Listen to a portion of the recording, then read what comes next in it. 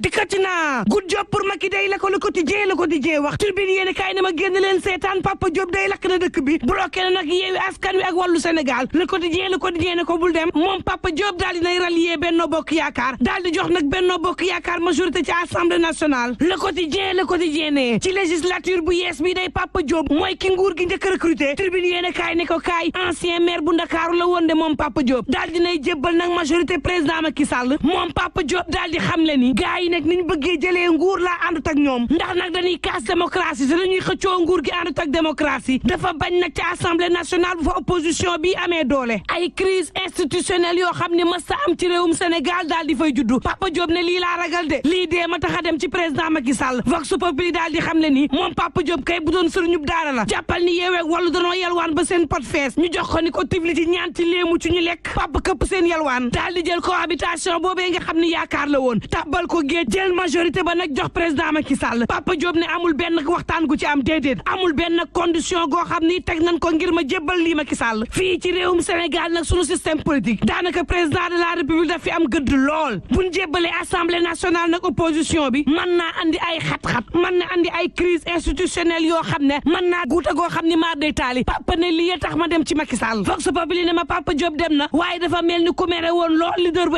intercoalition bi moom Papa Diop daal di xam le ni moomu ñu dafa doy sëkk nag réew mi ñu ngi ko xoj ba mënta nooyi ay nit yoo xam ni benn pàccug ndaw yi lañu jël détourné seen xel daal di koy raxas ba maar day taali ñooñee jël otage réewum Sénégal duñu ko nangu Papa Diop ne deesul dem sax ba koy bëgg nangu arrêté leen nag dafa jot te ca laa jëm Papa ne def naa la ma def sama gannaaw pandang ndax nag am na ci quelques nit yoo xam ne seeni ginnaaw clavier la ñu nekk di xas nit ñeeg di leen saaga mu ne ragaluma ñooñu de man daal askanu Sénégal moo ma ñor Papa Diop ne ëllëgu Sénégal moo ma ñor dem naa ca Macky l'enquête quotidien sampub laaj ndax Papa Diop maire bu Ndakaaroo dafa sowi président Macky Sall en tout cas benn député bii rek moo am tax na nag ba Papa Diop daal di jox président Macky Sall majorité ba ca Assemblée nationale Sud Quotidien ne moo samp bennoo de bu doonu mbër la gannaaw ba bennoo ngemboo ba noppi moom Papa Diop nag moo ko samp ngir mu doon roi des arènes lànk ne cohabitation moom du am ci réewum Sénégal daal di mel ni nag ku snobe opposition bi laas yéene kaay ne moom Papa Diop tax na ba président Macky Sall am majorité am ci Assemblée nationale bés bi la Quotidien ne sécurité daal la ci jublu moom Papa Diop Walf Quotidien ne ko Papa Diop maire bu Ndakaaroo day dem na Mamadou Sy Albert daal di koy xamle ni faatu na ci wàllu politique fa yàllaahu mim réew ci wàllu politique dee su fi mën a baaxatil Papa Diop ne dem naa waaye amul benn négociation ci tribune yéene kaay Vox Populi jox kàddu professeur Moussa Diaw mu ne déet nit mënta dem jébbalee boppam noonu te amul négociation li am te des mooy Ousmane Sonko day am na dëgg ci kaw Papa Diop Walf Quotidien ne waa remaniement bi kañ la président Macky Sall mii di samp premier ministre ndax lii nag urgence la ci réewum Sénégal réew mi Quotidien ne ko àjjuma ji day war nañoo soppi gouvernement gi àjjumay tay ji waaye laataa loolu yéene kaay bi ne ma Abdoulaye Daouda Diallo day mbaadu moo fi nar a wuutu président Macky Sall 2024 tribune yéene kaay ne ma 2024 day gaayu bugaan yaa nga yëngu xamle nan ni nag gisuñu ku gën a constant bugaan mi te ku ko gën a fidèle ci langue politique gi day amul moo tax Mamadou Sarr délégué général bi jiite jàngalekat yu gëm sa bopp yi ne bugaan day mooy candidat bi gën 2024 boobu day tribune yéene kaay ne ma sénégalais yaa ngi dund jaxan na ma de rawatina nag Ndakaaru jël Diop Sangomar gars yi day ñu ngi ci guddi gu bët setagul fii ci Ndakaaru jël Diop Sangomar yéene kaay bi dee média bi ne ma banqal sa baaraam ndox yu bon yu salte yaa ngi jabaa joole ci capital bi kenn amatul foo jaar dem ak dikk nekk jafe-jafe ci réew mi ñu ne déeta waaye mbënd mi ñëw dolliku ci bu tawatee Ndakaaru génn fi doon jafe-jafe gu metti ñu ne déeta waaye yéene kaay bi ne ma banqal sa beneenuk baaraam embouteillage nag nekk